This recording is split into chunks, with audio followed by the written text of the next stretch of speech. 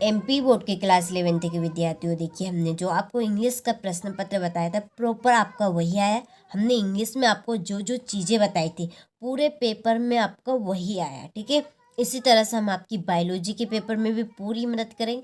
Proper तरीके से इसकी हमने पीडीएफ तैयार कर ली है, बिना शुल्क में आपको इसकी पीडीएफ प्रोवाइड करवाई जाएगी।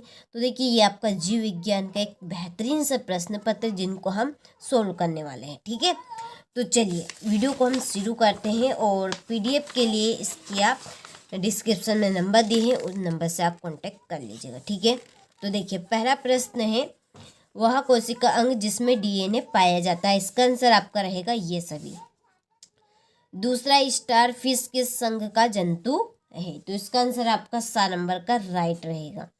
तीसरा है, प्रकाश संश्लेषण में कौन सा प्रकाश परास सबसे अधिक प्रभावशील है। इसका आंसर रहेगा आपका यहाँ पर, ठीक है, लाल। चौथा है, तंत्रिका तंत्र की इकाई है, तो इसका आंसर आपका रहेगा तंत्रिका कोशिका। किसमें पुष्प एकलिंगी होते हैं, तो इसका आपका आंसर है खीरा में, ठीक है। एक बीजपत्रियों के प्रारूपी संवहन पुल होते हैं, तो इसका आंसर आपका आ नंबर का एकदम राइट रहेगा, ठीक है। तो ये हिंदी मीडियम वालों के लिए हो गया, ये इंग्लिश मीडियम वालों के लिए स्क्रीनशॉट आप ले लीजिएगा, ठीक है। यहाँ पर मैं टिक मार्क आपके कर देती हूँ, तो आप फटाफट से इनको कंप्लीट करें, क्योंकि पूरे प्रश्न पत्र के आने के चांस है। जिस तरह हमने आपकी इंग्लिश के पेपर में पूरी मदद की है, देखिए उस तरह से हम आपकी जीव विज्ञान के पेपर में पूरी मदद करेंगे। जैसा कि आपको हमने जो बताया था इंग्लिश के पेपर में पूरा का पूरा आपका आ चुका है, तो उसी तरह से आप सभी को इस जीव विज्ञान के पेपर को भी अच्छे से कंप्लीट कर लेना है। देखिए इसके बाद में है रिक्त स्थान, तो पहला है नग बीज वाले पौधे के समूह का नाम डेडेडे से, तो इसका आंसर एक है जिम्नोस्पर्म। क्या आएगा इसमें आपका, जिम्नोस्पर्म, ठीक है। दूसरा, तंत्रिका तंत्र की उत्पत्ति डेडेडे से होती है, तो इसका आंसर आपका रहेगा बहियर्म। बहियर्म इसमें आंसर आएगा आपका। तीसरा, एक करप्स चक्र डेडेडे कोशिकांग में होता है, तो इसका आपका आंसर आएगा माइटोकॉन्ड्रिया,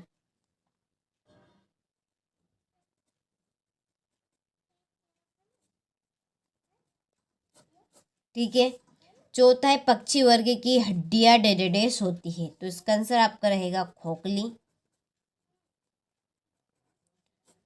और पांचवा, कीटों में श्वसन डेडेडेस के द्वारा होता है, केटिया टेकिया के द्वारा होता है। और स्टारफिश में डेडेडेस सममिति होती है, तो अरी, इसमें क्या आएगा आपका अरी आएगा, ठीक है। तो ये हमारे यहाँ पर रिक्त स्थान हो चुके हैं, तो स्क्रीनशॉट आप ले लीजिए। इसके बाद में ये इंग्लिश मीडियम वाले बच्चे आप भी ले लीजिए और इनको फिल कर लीजिएगा। कर दिए तो स्क्रीनशॉट आप अच्छे से लीजिए, और देखिए आप सभी अच्छे से इनको कंप्लीट करके जाइए, क्योंकि 100% श्योर आने के चांस है। चलिए, तो यहाँ पर मैंने जोड़ी के भी नंबर डाल दिए, आप कंप्लीट कर लीजिएगा, आसानी रहेगी आपको कंप्लीट करने में इसको। देखिए इसके बाद में एक वाक्य में उत्तर, तो देखिए पहला है, गुणसूत्र किन पदार्थों के बने होते हैं, तो इसका आंसर है आपका डीएनए, आरएनए और प्रोटीन का, ठीक है। दूसरा है, अंतःस्रावी ग्रंथियों के अध्ययन को क्या कहते हैं, तो इसका आंसर है एंडोकाइनोलॉजी। तीसरा है, द्विखंडन क्रिया किसकी है, अर्धसूत्र विभाजन की। चौथा, मीबा का प्रचलन अंग कौन सा है, कुटपात है।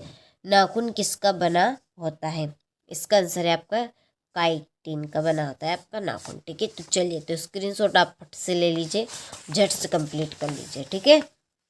चलिए इसके बाद में क्वेश्चन नंबर 5, सत्य सत्य, तो देखिए पहला है, मानव का वैज्ञानिक नाम में मैगीफेरा इंडिका है, ये आपका सत्य है। दूसरा, जड़ें गुरुत्वानुवर्ती गति प्रदर्शित करती, ये आपका सत्य है। आप जल्दी जल्दी इसलिए बताएं, आपके समय का अभाव रखते हुए आपको परीक्षा हल से जाने से पहले एक बार इसको रीड करके जरूर जाना है, ठीक है।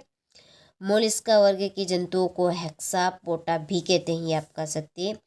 एम्फीबियन जीवों के हृदय में 3 कक्ष पाए जाते हैं, ये आपका सत्य। पांचवा, प्यूरिन में 2 और पिरामिडिन एक रिंग वाली संरचना होती है, ये आपका सत्य है। तंत्रिका कोशिका विभाजित होती है, ये आपका असत्य, ठीक है।